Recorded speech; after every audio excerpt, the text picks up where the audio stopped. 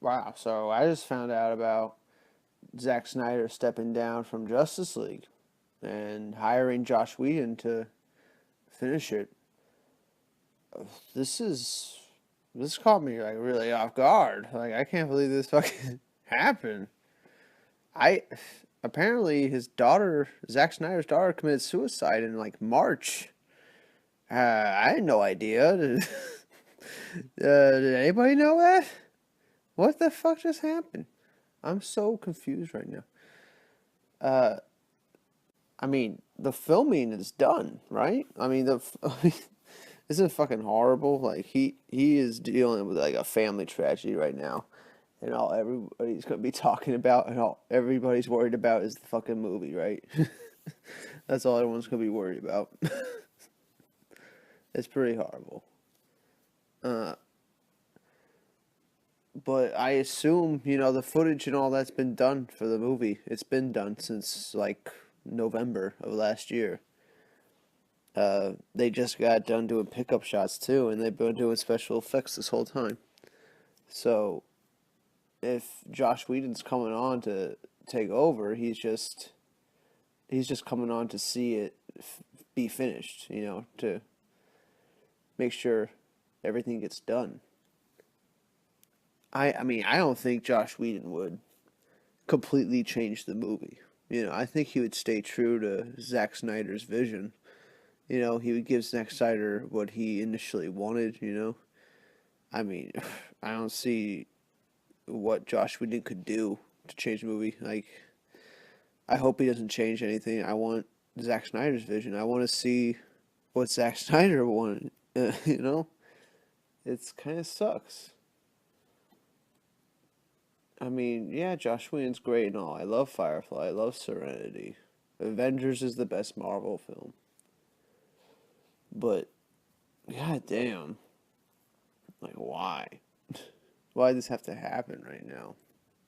Why does his daughter have to commit suicide? I mean, like, you were born into the best position in life.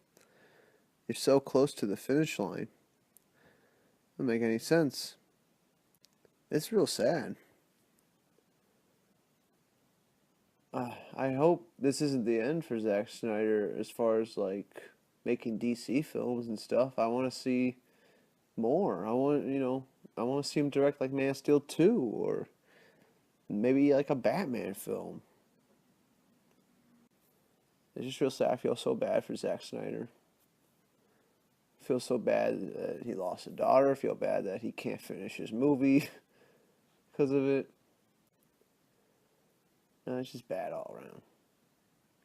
Josh Whedon's not the type to be like a dick and make the movie his movie, and change everything about it. He's gonna what's there like the whole movie's practically done. It's practically done. Hopefully he doesn't add more humor. I think that's not the problem. I don't. This sucks. I hope this isn't the end for Zack Snyder and Zack Snyder movies in the DCEU. He started. I would like to see him come back and return to, making these movies. Best wishes out to Zack Snyder. He's probably going through a really hard time right now. It's hard enough, getting bashed by media all the time for no reason, right? And then you gotta deal with an actual, like, real life problem. Like an actual thing that matters, like your daughter just killing herself. It's fucked up. I mean, if people still have the fucking gall to criticize Zack Snyder now and, like, look down on him in any way, yeah, those are the people that are gonna rot in hell. Right? I mean, I had no idea he was going through this. Anyway, yeah. Best wishes out to Zack Snyder. And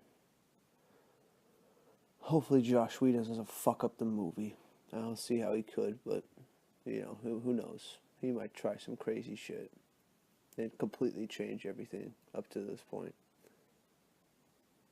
Alright, well, that's all I gotta say about that. I'm gonna leave it, though, on this. I found I actually found a Zack Snyder interview where it's a interview during Watchmen, and he's just talking about, you know, the archetypes of the characters and how it kind of represents Batman and Superman and whatnot. Like, he'll use examples like that in the interview, and it's just like, wow, this guy understands and gets comics so much. And people really got no idea, so enjoy that. Here it is. It's just a deconstructivist superhero movie. It's a superhero movie that is for adults and has adult ideas in it. You know, you don't have to think about it any harder than that. I mean, it goes way deeper. You know, if you want to, you can tear it apart like a giant onion and keep peeling it until you know, at its core. But I think that it's cool to experience it, just like when I read the comic book for the first time, and I didn't know, no one was telling me like what it's about or you know, the why of it. You come to it fresh, and sometimes I wish I had that experience, because I would love to see the movie or read the book for the first time again, because that feeling was, for me, awesome, especially when you go into something with this anticipation that it's just a Hollywood superhero movie, which is what a lot of people will think, because they don't know, right? They see some guys like, fighting, and then when you see the film, you actually have this experience of it, being taken apart. That those archetypes, those mythological shapes, whether they be Batman or Superman or any of superheroes, and how they're just like sort of turned around, whether it's like through sexual fetish or fighting, like actually killing guys they fight, like stuff like that, which is, or whether it's the end of the movie and there's this, sort of the moral dilemma that is the end of the movie, is also like a really, it's challenging on all those levels.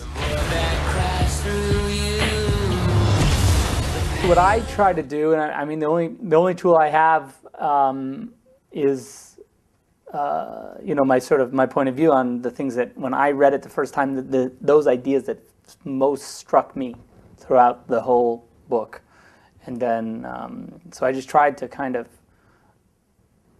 extract those ideas, that the things that are quintessentially Watchmen, that can exist in no other material but Watchmen, and those are the things that I really tried to focus on. Leave me alone! The world will look up and shout, "Save us!" And I'll whisper,